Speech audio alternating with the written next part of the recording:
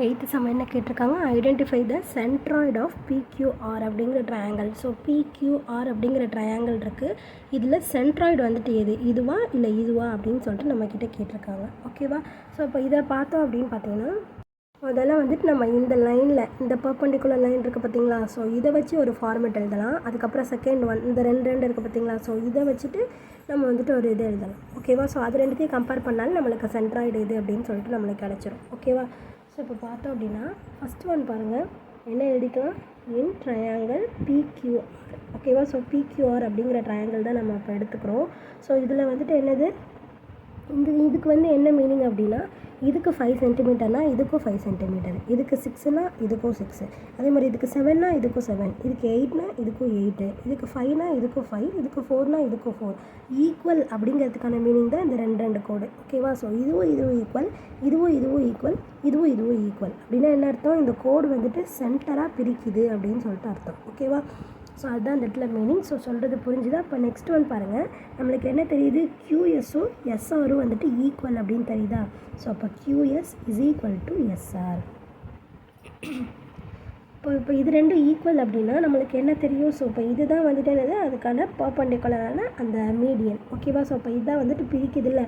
So அப்போ என்னது இது, PS இஸ் அ மீடியன்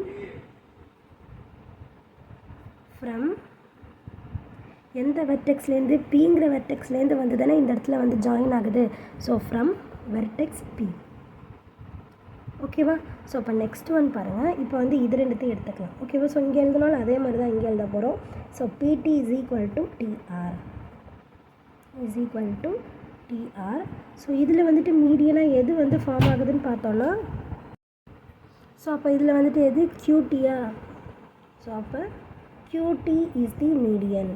ஓகேவா? So QT is a median from எந்த வெர்டெக்ஸ்லேருந்து வருது, ஸோ இதுதான் லைனு. ஸோ எங்கேருந்து வருது, Qலேருந்து வருதா?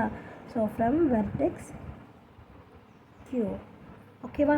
ஸோ இப்போ இதில் பொறுத்த வரைக்கும் பார்த்தோம் அப்படின்னா, இப்போ QTங்கிற ஒரு லைன், PS அப்படிங்கிற ஒரு லைன். ஓகேவா? ஸோ ரெண்டு எங்கே மீட் ஆகுது, W அப்படிங்கிற இந்த இடத்துல தான் மீட் ஆகுது. ஓகேவா? ஸோ அப்போ இதுதான் வந்துட்டு என்னது, centroid of the triangle PQR. ஓகேவா? ஸோ அப்போ எப்படி எழுதலாம் இது பார்த்தீங்க அப்படின்னா, PS அண்டு QT. ஓகேவா? So PS and QT meet at, எங்கே மீட் ஆகுது, மீட் அட் W. ஓகேவா? ஸோ Wவில் மீட் ஆகுது. And therefore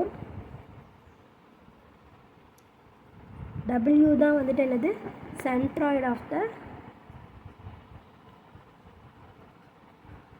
is the centroid of triangle PQR. ஓகேவா? புரிஞ்சுது இந்த சமயம் எப்படி போட்டிருக்கோம் அப்படின்னு.